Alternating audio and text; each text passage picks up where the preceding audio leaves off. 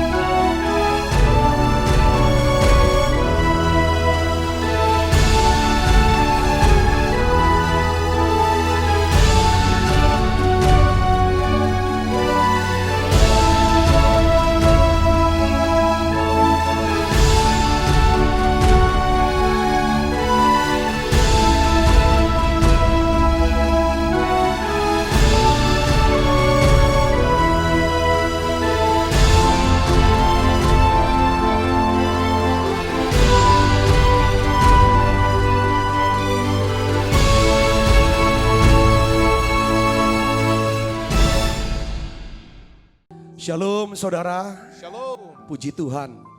Pada hari ini kita nyambung lagi Menara Doa. Kita hadir lagi program Menara Doa. Untuk kita sama-sama saudara datang untuk berdoa, memuji, menyembah Tuhan. Saya percaya dalam tempo 1,5 jam ini saudara ikuti dengan seksama. Doa-doa saudara ikut.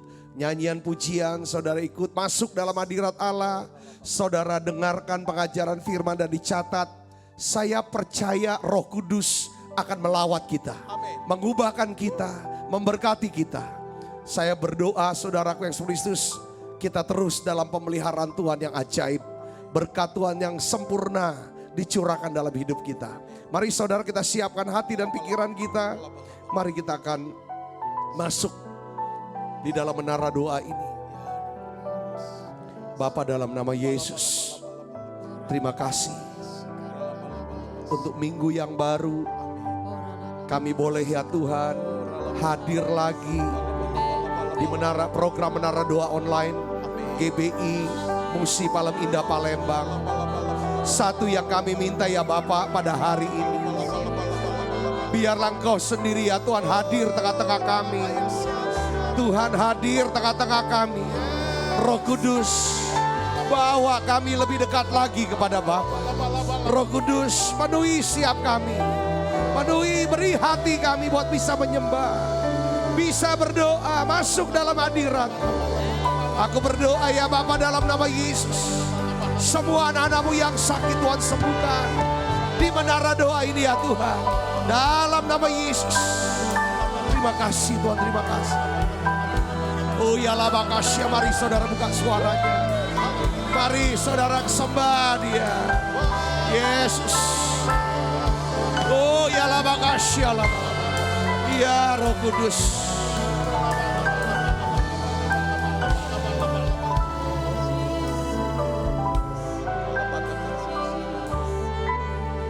Mari bersama-sama naikkan pujian ini dari awal, katakan Come Holy Spirit.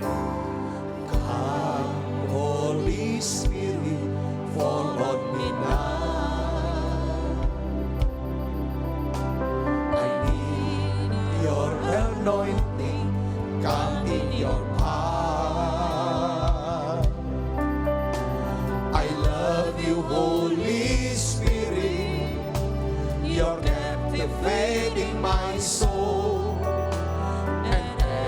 day I grow to love you more. Sekali lagi katakan, come Holy Spirit.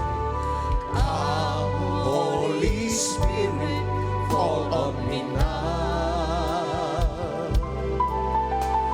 I need your anointing, come in your power.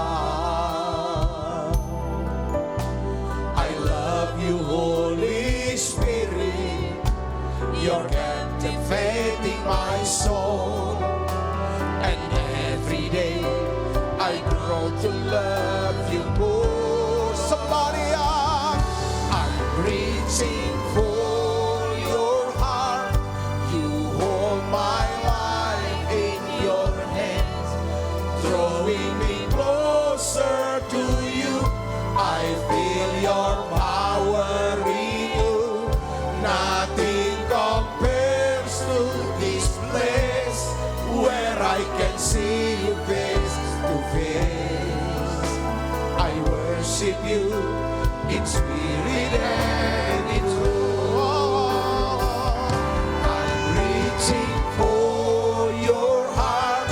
You hold my life in your hands, drawing me closer to you. I feel your power in you. Nothing compares to this place where I can see you face to face. I worship you in spirit and in truth. Mari dari awal katakan, come Holy Spirit, haleluya. Come Holy Spirit, fall on me now. I need your anointing, come in your power. I love you, Holy Spirit, you're captivating my soul. And every day I grow to love you more. Somebody, I'm reaching for your heart. You hold my life in your hands, drawing me closer to you. I feel your power in you.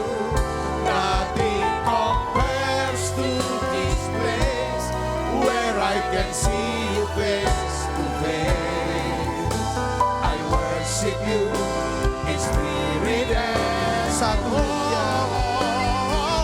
satu yang ku rindu, bersekutu denganmu, bawaku lebih lagi tinggal di dalammu, nikmati hadiratmu, jamalah seluruh hidupku. Urapanmu mengubah hidupku. Satu yang ku rindu, bersekutu denganmu, bawaku lebih lagi tinggal di dalammu, nikmati hadiratmu, jamalah seluruh hidupku. Urapanmu mengubah. Semari sembah dia Bapak bicara, mari saudara sembah dia berbahasa roh. Yang bisa berbahasa roh, mari. Oh ya la bakasya la bala.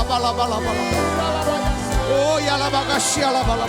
Bawa kami Roh Kudus, bawa kami, penuhi siap kami, bawa kami masuk hadirat, penuhi siap kami dengan hadirat. Ini kerinduan kami. Mari saudara datang, mari saudara datang terus. Tutup matanya saudara. Oh ya la bakasya.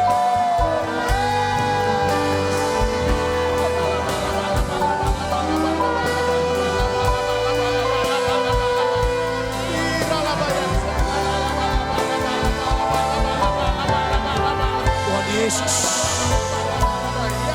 Oh ya la bakasya la bala.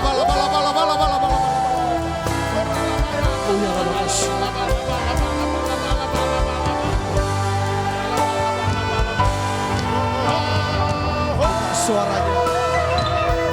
Satu yang ku rindu bersekutu denganmu, bawaku lebih lagi tinggal di dalammu, nikmati hadiratmu, jamalah seluruh hidupku, urapanmu mengubah hidupku.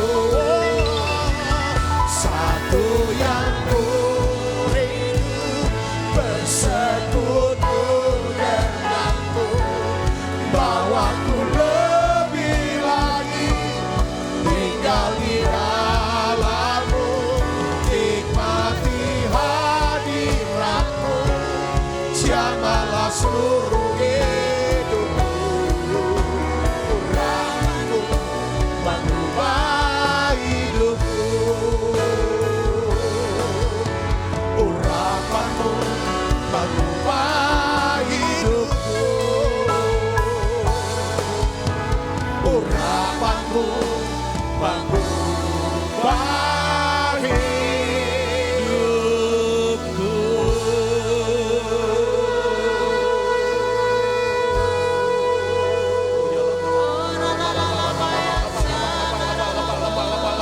Terus sembah Dia, saudara. Terus datang pada Yesus. Kita ada di menara doa, saudara.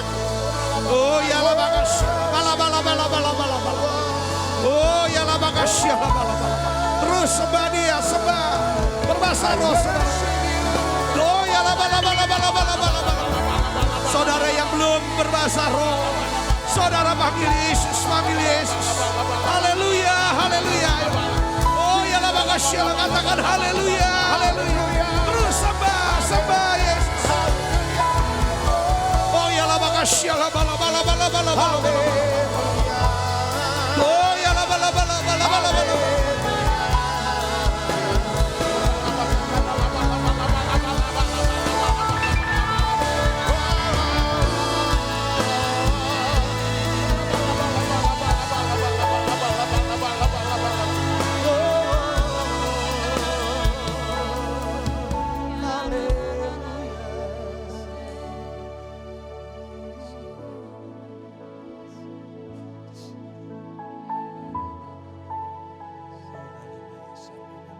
Ada Tuhan di sini tuh.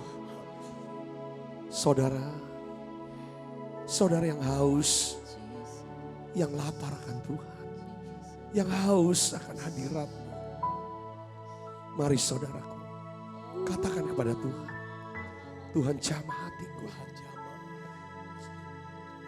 Roh Kudus penuhi aku. Roh Kudus penuhi aku dengan roh. Beri aku roh hikmat, roh pengertian, akal budi dapat sorgawi. Roh Kudus, aku mengasihi, aku merindukanmu. Roh Kudus, ubah aku, ubah aku.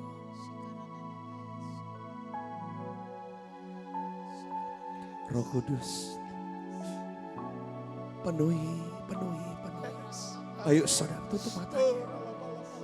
Terus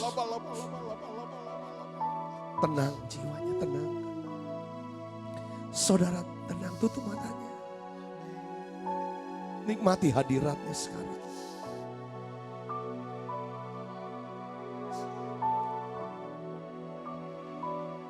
Orang-orang yang menanti-nantikan Tuhan akan mendapatkan kekuatan yang baru.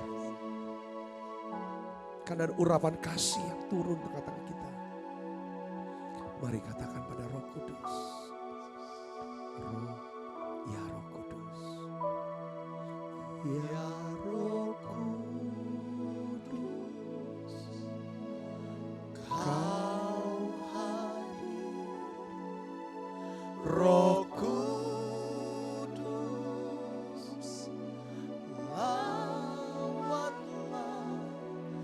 hadirat-Mu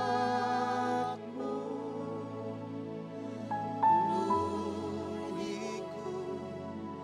waktuku datang untuk menyembah-Mu, ya Roh Kudus. Kau hadir, Roh Kudus, selawatlah hadirat-Mu penuhiku, waktuku datang untuk menyembah-Mu.